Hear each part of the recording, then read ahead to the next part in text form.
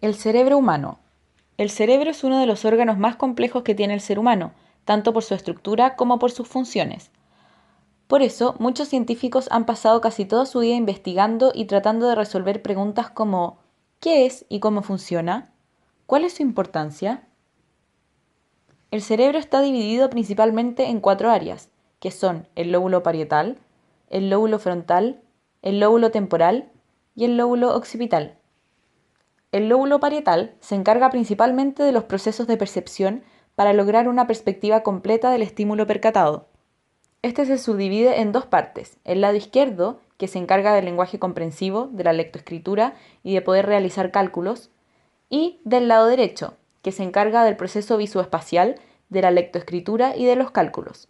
El lóbulo parietal también está organizado por tres áreas funcionales, que son: primero, la somestésica primaria, que abarca las áreas 1, 2 y 3.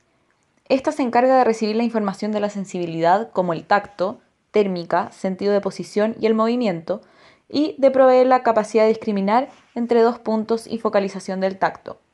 Segundo, la somestésica secundaria, que abarca las áreas 5 y 7. Esta se encarga de la integración práctica, visuomotora, atencional espacial y de la percepción del espacio. Por último lugar, está la somestésica terciaria, que abarca las áreas 39 y 40. Esta se encarga de la integración de la información espacial. Al sufrir una lesión en esta zona del cerebro, podemos padecer varios síndromes que pueden perjudicar nuestras actividades diarias. Dentro de los más importantes encontramos las agnosias, que son la incapacidad para reconocer información. Aquí puede ocurrir la agnosia digital y táctil. También las agrafias, que son la incapacidad para expresarse por escrito. Puede pasar la grafia pura y la grafia con alexia.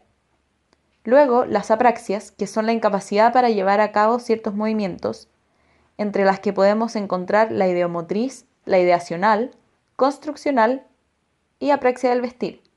Y por último, la acalculia, que es la incapacidad para realizar cálculos. El lóbulo frontal está dividido en cuatro grandes cortezas: la corteza premotora, la prefrontal y la orbitofrontal.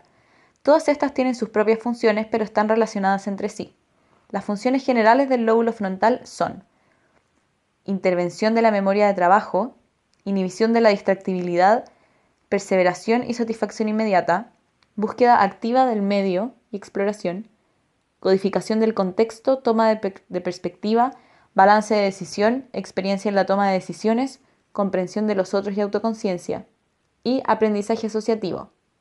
Una lesión en este lóbulo puede producir, si es que se produjo en la corteza premotora, fallo en la atención y en la memoria de trabajo, apatía y lentitud, fallo para organizar y planificar, no evaluar riesgos ni posibilidades, pérdida de valores sociales, poca fluidez verbal y confabulación, y baja reacción ante el dolor.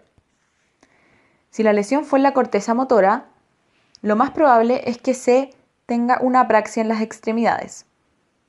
Si sucedió en la corteza orbitofrontal, puede ocasionar el síndrome orbitofrontal, que consiste en conducta desinhibida, no control de impulsos, conductas reiterativas, cambios de personalidad y conducta sexual inadecuada.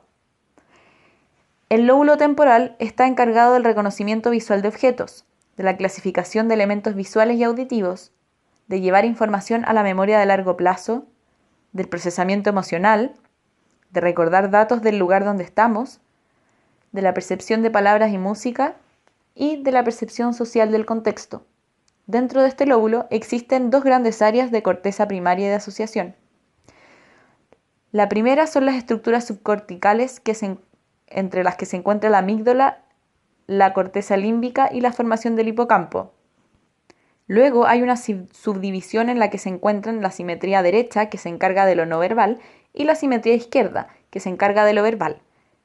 La segunda son las áreas funcionales, que incluyen las auditivas, sensitivas, visual y espacial.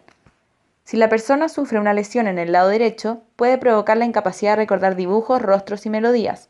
Los síndromes que pueden presentarse son agnosia auditiva verbal o sordera verbal pura, agnosia auditiva no verbal, agnosia para la música y aprosodia receptiva. Si la persona sufre una lesión en el lado izquierdo, puede provocar la incapacidad de reconocer cuentos cortos, listas de palabras escuchadas y lista de palabras visuales. Los síndromes que pueden presentarse son afasia sensorial o afasia de Wernicke, síndrome de Kluver-Bucy y personalidad del lóbulo temporal, que consiste en perseveración en discusiones, falta de respeto a la distancia de hablar, hiperreligiosidad y tendencia a la agresividad.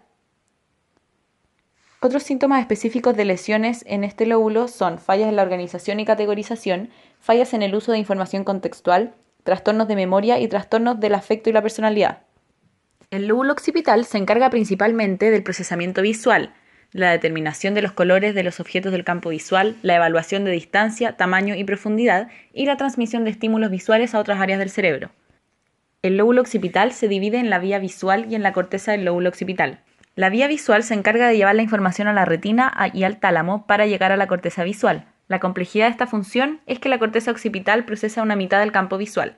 Hay síntomas específicos después de una lesión que son perder la visión de una mitad del campo visual, escotomas, visión ciega, ceguera para el color, agnosias aperceptivas, entre las que están la prosopoagnosia y la simultagnosia, agnosias asociativas, entre las que están agnosia del color, visoespacial y del movimiento, acromatopsia y agnosia de profundidad.